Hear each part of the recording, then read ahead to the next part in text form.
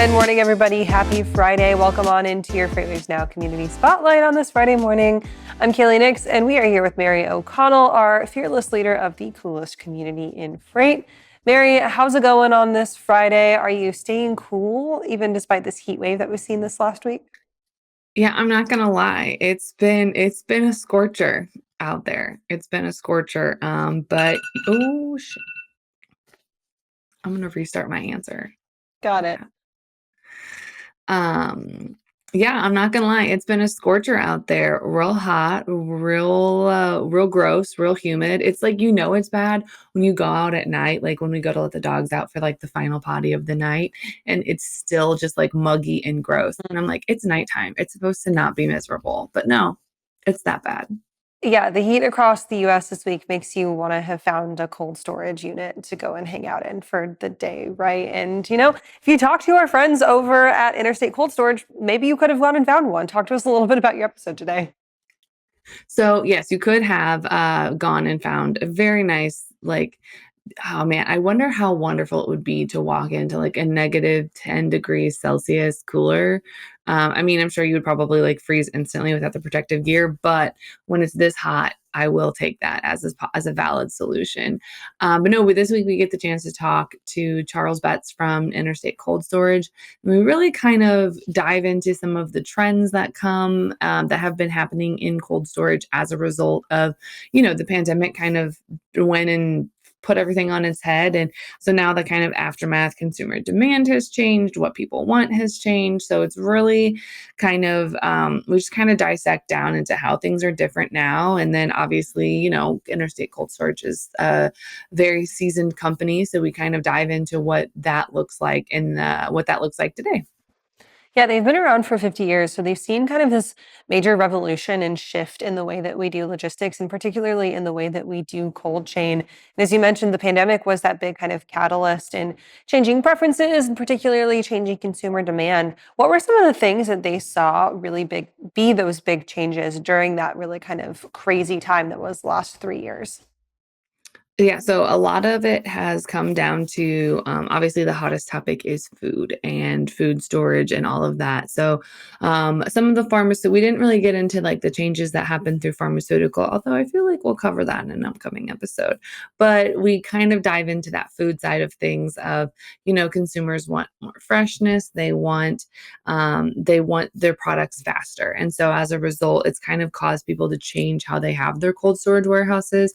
Whereas, 10, 15, 20 years ago, everything was kind of brought to a central location and then it was kind of divvied out from there to maybe that final user or that final mile destination, whether that be a grocery store, a retailer, a restaurant, or an individual consumer.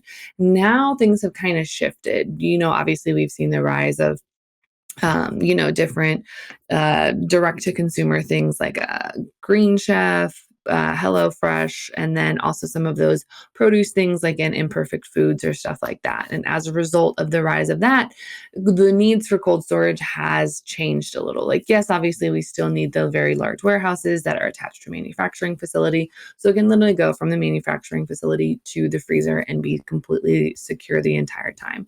But there is also a rising demand for those smaller warehouses, or I'm just taking a section of this warehouse that I can store some of these things in, but I'm going to have more locations because I want to be closer to the consumer because I might be doing that perishable final mile situation where I need to be able to get the goods to the consumer quicker versus the traditional model of it's all just going to be in a giant warehouse and we'll have maybe two or three and it'll take a day or two to get to you. But no, that has definitely changed. And as a result, that has caused some changes in the cold storage land of things. Yeah, and it seems like these changes are things that are like very fast to come into idea, but very slow to come into fruition, right? Cold storage is one of those industries or subsets of the industry that doesn't necessarily move very quickly when it comes to rapidly developing and deploying new solutions. So when Interstate kind of looks to the horizon on what's next, what are they in the works of starting to develop for that next upcoming solution that could be the big thing?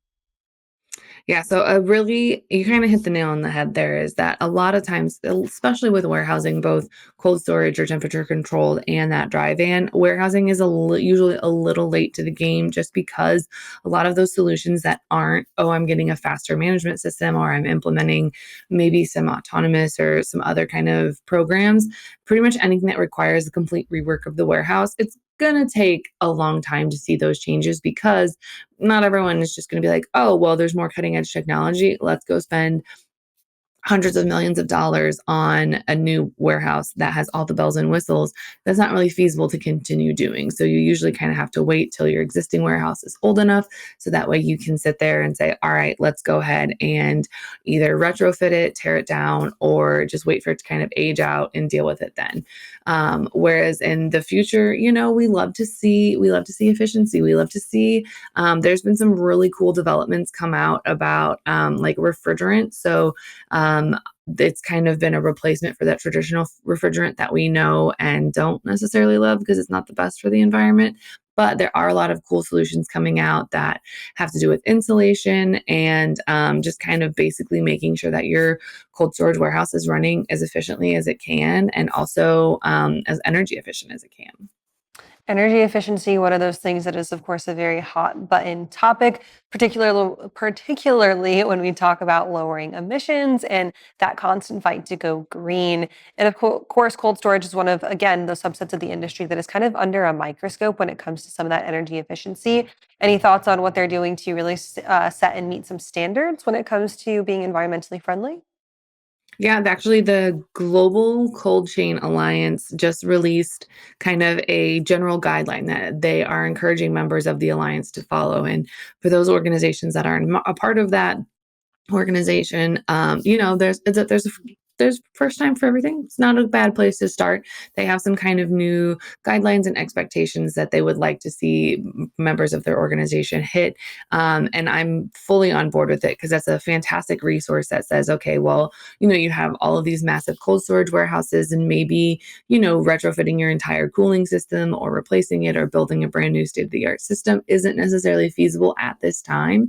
So this is some steps that you can take to do that. And whether that's improving your packaging so you're losing less waste or improving your packaging so you're using less of it. And so there's a lot of really great initiatives that they've started that I think anyone who's looking to maybe improve or kind of see what some of those options are out there, I think that's a great place for people to start.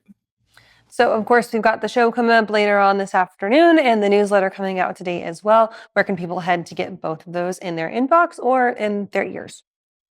So you are perfect. If you've already found us here on YouTube, just keep watching, hit the notification bell, subscribe so you don't miss any FreightWaves episodes of any of our amazing shows. But the new episode of Running on Ice will come out at 2 p.m. today, and that will also be on Spotify or Apple Podcasts or anywhere you get your podcasts. And then if that's not enough cold storage news, you can subscribe to the newsletter, and that will also be coming to your inbox at 2 p.m. today. You can subscribe to that on freightwaves.com/running on ice. All right, Mary, thanks for joining us this morning. Have a great long weekend. We'll see you next week. Bye, guys.